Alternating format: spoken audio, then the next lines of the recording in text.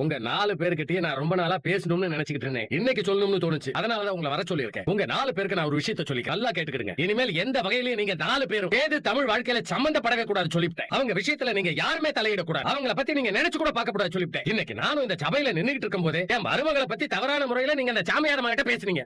இதை நான் வன்மையா கண்டிக்கிறேன்னு சொல்லிட்டேன். மருமக தமிழ்ச்செல்வியை பத்தி இப்படி எல்லாம் கேட்கலாம் பேசலாம். யாரும் உங்களுக்கு அந்த தைரியத்தை கொடுத்தது? யாரும் உங்களை பேச சொல்லி அந்த உரிமையை கொடுத்தது? இல்ல மாமா, ரொம்ப நாளா எனக்குள்ள இருந்த அந்த கேள்வி ஆனா உனக்கு கேட்கணும்னு தோணி இருந்தா அந்த கேள்வியை வேற மாதிரி தன்மையா, எங்க வீட்டுல இந்த மாதிரி ஒரு சம்பவம் நடந்துருச்சு, அது எதனால அப்படி நடந்துச்சுன்னு முறையா தன்மையா விசாரிக்கலாம்ல. ஆனா நீ விசாரிச்ச துணியே அப்படி இல்லையே. வேணும்னு தமிழ்ச்செல்வி அசிங்கப்படுத்தணும்ன்றதுக்காகவே சேதுவுக்கும் தமிழ்ச்செல்விக்கும் நடுவுல குழப்பமும் மனக்கசப்பும் ஏற்படணும், அவங்க 2 பேருக்குள்ளயும் பிரிவினையை ஏற்படுத்தணும்ன்றதுக்காகவே நீ பேசுன மாதிரி இருந்தது. ஐயோ மாமா, என்ன இப்படி சொல்லிட்டீங்களே மாமா. நான் சேது வாழ்க்கையை கெடுப்பேன்னு நீங்க அப்படி நினைக்கலாமா? எனக்கு ரொம்ப கஷ்டமா இருக்கு மாமா. ஆரம்பத்துல சேது தமிழ்ச்செல்வியை கல்யாணம் பண்ணணும்னு ஆசைப்பட்டப்போ முன்ன நின்னு நடத்தி வச்சதே நான் தானே மாமா. இந்த வீட்ல அந்த ராசாங்கம் எல்லாமே என் மருமக தானே தலையில தூக்கி வச்சு ஆடுறாருல. அந்த மருமகளை வச்சே அந்த ராசாங்கத்துக்கு முடிவு கட்ட இந்த ஈஸ்வர் யாருன்னு அன்னைக்கு இந்த உலகத்துக்கு தெரியும். இந்த ராஜாங்கம் மகன் மருமக எல்லாரும் ஒத்துமையா இருக்கலாம். எம்பிட்டு நாளைக்கு இருக்க போறாங்க நானும் பாக்குறேன். கண்ணாடி அடிச்சு நொறுக்குற மாதிரி சுக்கு நூறா உடச்சு தள்ளாம விட மாட்டேன். இந்த ஈஸ்வரிய பத்தி இன்னும் உங்களுக்கு தெரியாது. ஒண்ணு வாங்குனா 4 அடியா திருப்பி குடுக்கறவனா. எல்லாத்துக்கும் பதில் நான் கொடுக்கறேன்.